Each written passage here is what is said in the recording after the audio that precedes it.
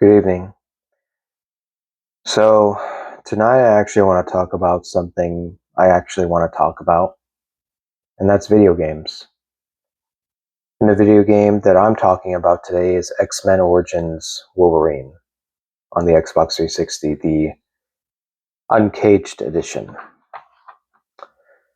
Now, originally I got this copy. It's not an original copy. I got it from GameStop online.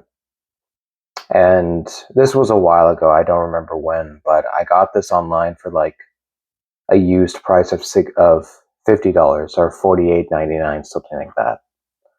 It was relatively expensive for an old game like this, for a retro game, but I wanted to add it to my collection because recently I've been playing, um, going back to playing on my Xbox 360 and my original Xbox. So I'm just trying to gather all these games that I've never played and I might be interested in because I only had a certain amount of access to video games growing up because I didn't have money. Obviously, I was a kid.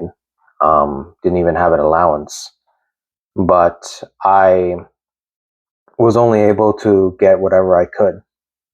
So I missed out on this. And originally, I wrote it off as just a movie game. What I mean by that is, back in the day, like Hollywood would hire somebody to make a video game based on their movie just more like as an accessory, to the movie and not really nobody cares about the game because usually like movie games are typically bad.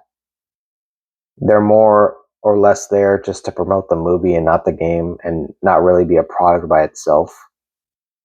But this is different, thankfully. This is actually a very good Wolverine game. This is the only Wolverine game I've played, but this is so far the best one I've played, and now I understand why people really love this game. It was actually developed by Activision, believe it or not, when I guess they used to have the license to make Marvel games. So in this one, it's just like it's based on the movie with Hugh Jackman. You see his face. The only guy who should be playing Wolverine. Um, Same thing. The story. You're not there for the story. You're there for the gameplay, and thankfully the gameplay holds up. The the combat system, the counterattack system, the leaping is very addictive. I don't know why. Just leaping all the way across the map to pounce on someone and impale them is actually very satisfying as Wolverine. So the skills, there's not many skills. It's a very straightforward game. There's no like you can't obviously make any builds. It's just you have these four main abilities. My favorite one is the Berserk mode. I think that's probably the best one. It's just you being on like it's used to being on supercharged mode, and then you obviously you upgrade your claws, your health, and your rage meter,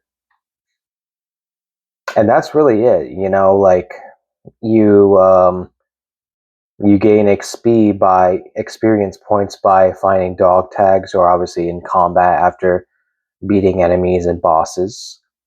And my on my first playthrough on normal, my the the highest level I was able to reach is I think 33. I don't know what the cap is, but you have to find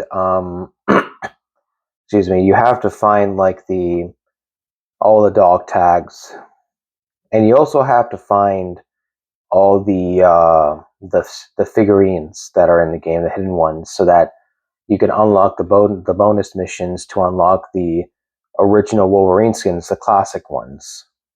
So I think when you find more, you get more XP.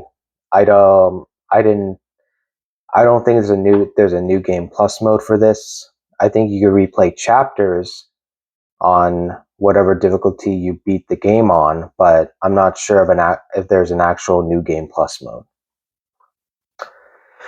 But yeah, I had a great time with this game. really did. I was surprised because I thought I lost my patience for like older video games. When you're younger, I think you have more tolerance to like deal with longer, levels and all this stuff. And I know that I do because I tried playing some other older games and I'm like, I'm too tired for this. That's why that's one thing I'll give modern gaming, is that modern gaming doesn't waste your time too much. Um, but with this one, it doesn't waste your time, and the levels are meaningfully long. They don't feel overbearing, but they give you enough content to have a good time. And I was very impressed with that. And yeah, the Uncaged edition, it's just, uncut, like uncensored, because apparently they made multiple versions for this game because again it's a movie game, so it's more for promotion of the movie itself. So the other versions on like the PSP or whatever, like they were censored, but I think it's only the Xbox 360 and the PlayStation 3 that have the uncensored version. But yeah, I had a really good time, and I'm really excited for this new journey of just gathering games I've never played before on the older consoles and just play them and to talk about them. And I also wanted to play this because I know that new Wolverine game is coming out from Insomniac. That's a PlayStation exclusive, and I'm not going to be playing it because I swore never to buy another PlayStation game again. So I might just go on YouTube and watch the walkthrough.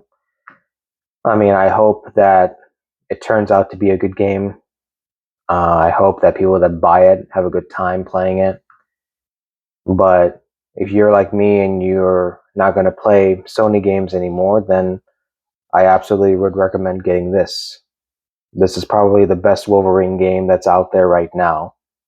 Maybe the new Wolverine game from Insomniac may do better, I'm not sure, but we'll have to see. And you definitely want to find a copy now because I think they're going to get more expensive.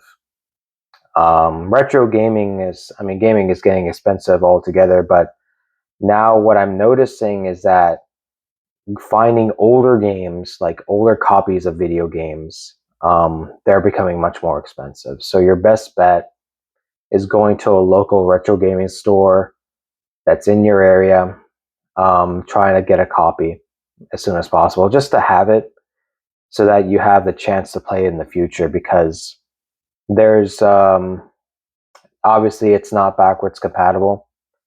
You can't play this on modern consoles. You can only play this on the Xbox 360 or PlayStation 3. I don't know if it's available on PC. I have no idea, maybe through mods or something, but yeah. So that's what I want to talk about. Have a good night.